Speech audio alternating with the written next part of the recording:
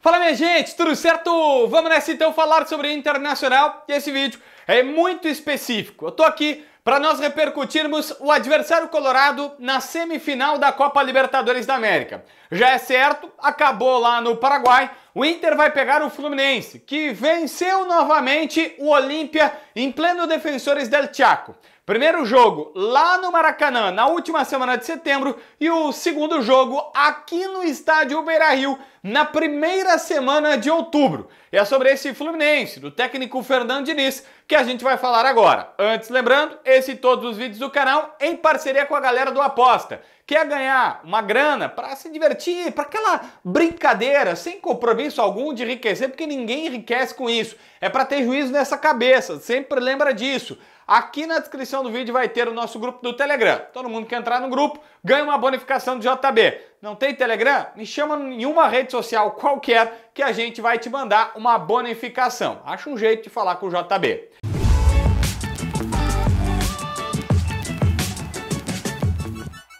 Gente, vamos lá. Inter e Fluminense, semifinal de Libertadores. E a primeira questão é que não tem favorito. Tá absolutamente em aberto tudo. Porque, bom, fosse Inter e Olímpia, o Inter seria favorito. O Olímpia definiria o jogo lá no Defensores del Chaco por ter a melhor campanha e tal. Mas a gente viu os dois jogos contra o Fluminense, nós vimos eles jogando aqui. Cara, o Inter é melhor do que o Olímpia e naturalmente entraria como favorito neste confronto.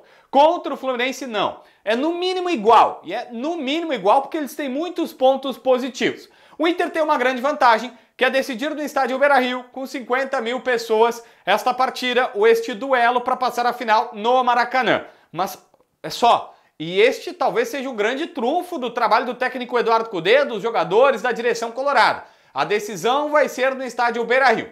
Mas de resto, e eu me permito aqui fazer várias considerações sobre o Fluminense, eu não vou analisar o Inter, porque a gente analisa o Inter no dia a dia e todo mundo sabe os muitos pontos fortes que o Inter tem. Mas aqui eu quero te mostrar algumas questões extremamente relevantes do time do Diniz que precisa ser avaliado. Aliás, eu já começo por isso. Diniz tem uma grande vantagem, que é um trabalho de 1 ano e meio no Fluminense. É ele que leva esse time a uma classificação no Brasileiro para Libertadores e que vai moldando, contratando jogadores, colocando atletas no elenco para este momento. É um trabalho de 1 ano e meio, aproximadamente, contra um trabalho de 2 meses apenas, até a hora do jogo vai ser mais ou menos isso, do técnico Eduardo Cudê. Bom, mas aí a gente precisa falar sobre as virtudes do Diniz em si.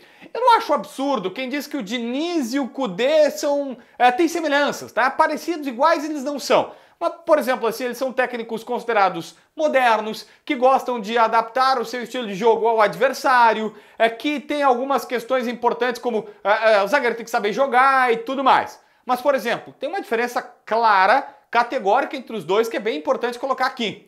O time do Fernando Diniz é maluco, tarado, aficionado pela posse de bola. O Diniz é maluco com isso. Todo mundo tem que ter a bola a todo momento e ele vai ficando com a bola a todo tempo. O Cudê tem a velha frase do Cudê: o Inter não anda, o Inter corre. O Inter tem que correr. Então o Inter não se importará, embora tenha zagueiros que saibam sair jogando, o Inter gosta da bola e tudo mais, se tiver uma correria louca e sai tabelando ali, chega na cara do gol e faz um gol. O Cudê, ele tem essa situação completamente diferente. Embora, insisto, os dois técnicos têm algumas situações muito parecidas, mas tem essa sensível, e eu diria que não é tão sensível assim, diferença. Um muito mais posse de bola, o outro muito mais louco, muito mais intenso. Aliás, o que os dois são completamente malucos na beira do gramado, os dois gritam muito, os dois gesticulam, os dois são aqueles caras que acreditam demais em táticas e que fazem ajustes para tentar pontos fortes e fracos do adversário. Não é aquele cara tipo o Renato, que é muito motivador, mas que na parte tática diz: olha, eu treino meu time para minha parte tática e não me importo muito como um adversário vai jogar, pelo menos é o discurso do Renato no Grêmio, eu jogo de qualquer jeito. Não, os dois técnicos fazem essas adaptações. Pontualmente sobre jogadores, vou começar pelo principal dos caras, que é o Cano. O Cano, assim, ele no mínimo vai ser igual ao Valência, e se bobear ele tá numa fase melhor. Eu sei, o Valência é cara de Copa do Mundo e tudo mais, mas vamos lá, se o Cano fosse equatoriano, ele também estava jogando Copa do Mundo. Ele não está jogando porque, né, a Argentina é literalmente a seleção campeã do mundo, e nesse momento, entre aspas, a melhor seleção do mundo, e o Cano aí não vai ter chance. Mas assim, cara, o que joga esse cara é um absurdo. E esse último jogo, eu tava refletindo, a gente sempre viu o Cano como um cara que marca muitos gols, Mas o Defensores del Chaco, ele é inteligente para fugir do impedimento, ele domina uma bola que é difícil, ele tem talento, ele tem qualidade. É um absurdo o que joga o Germancano. Então assim, primeira questão, no mínimo ali nós temos um empate.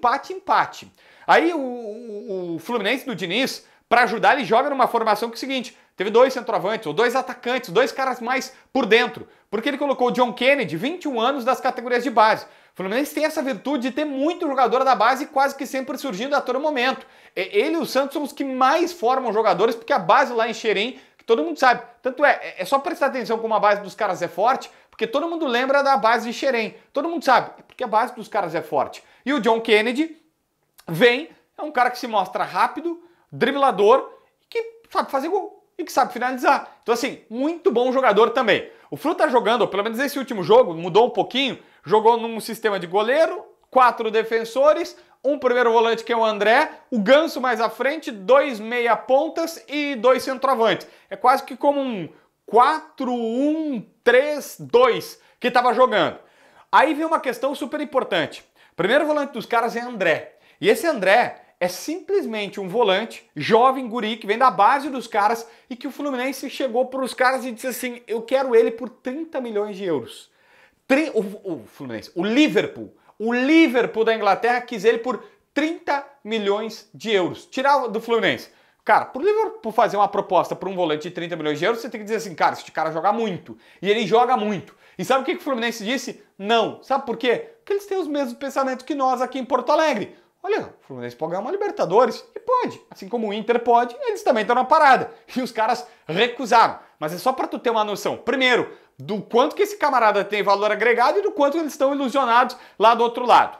O Ganso tá jogando um absurdo, até acho que o Alan Patrick, para mim, é mais do que o Ganso neste momento, mas o Ganso jogou como quase que um volante nessa partida, um pouco mais atrás, um pouco mais organizador de jogo e jogou um absurdo. Então, assim, no mínimo um partidaço esse cara vai fazer. Para mim, o Nino, zagueiro, é melhor que todos os zagueiros do Inter. Eu acho que o Nino joga na zaga do Internacional, tá? Hoje, no momento, ele é melhor.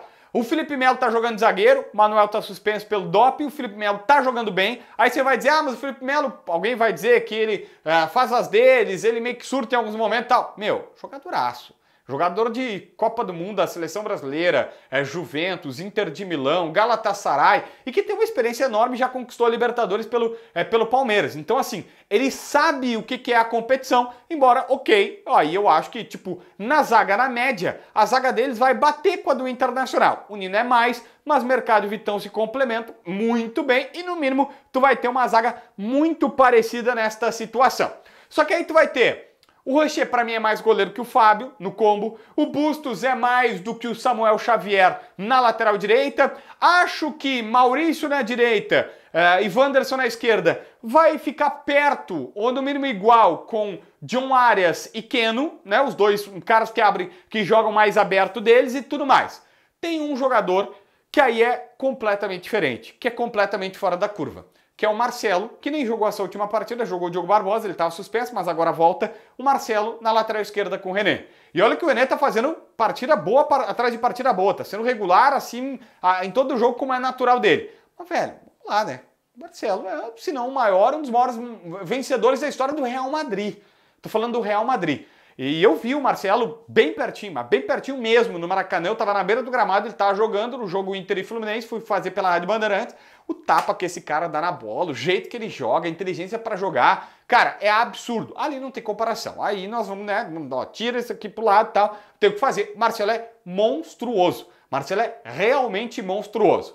Bom, mas JB, não dá pra vencer? Não. O Inter tem muito ponto forte aqui, que a gente vai ficar, eu e você aqui, uma vida falando de coisas boas do Internacional, mas a gente fala a todo momento. Eu tô aqui destacando pontos fortes e fracos do Fluminense. Aliás, mas não tem ponto fraco? Tem. O Diniz é um baita técnico, mas se caracterizou, e a gente conhece o trabalho dele aqui, por grandes trabalhos, e eu acho um baita de um treinador, eu teria no meu time, não tem problema nenhum, mas um pouco mais do que os outros técnicos, ele tem uma situação de não tem meio termo. Ou o time dele joga que nem Manchester City, ou o time dele faz algumas, por estratégias dele que ele muda muito, ele dá uma oscilada muito forte lá para baixo. Então assim, não acho que os caras vão oscilar em semifinal de Copa Libertadores da América. Não vamos entrar achando que vai ser isso. Mas, de fato, o Diniz tem esse histórico e isso pode acabar até decidindo o confronto. Mas o Inter tem vários pontos positivos, vários jogadores positivos, o ambiente já mudou no estádio Beira-Rio, o clima, principalmente contra o River ainda tinha alguma situação depois do jogo contra o River, agora contra o Bolívar mudou completamente, o torcedor está acreditando que é possível.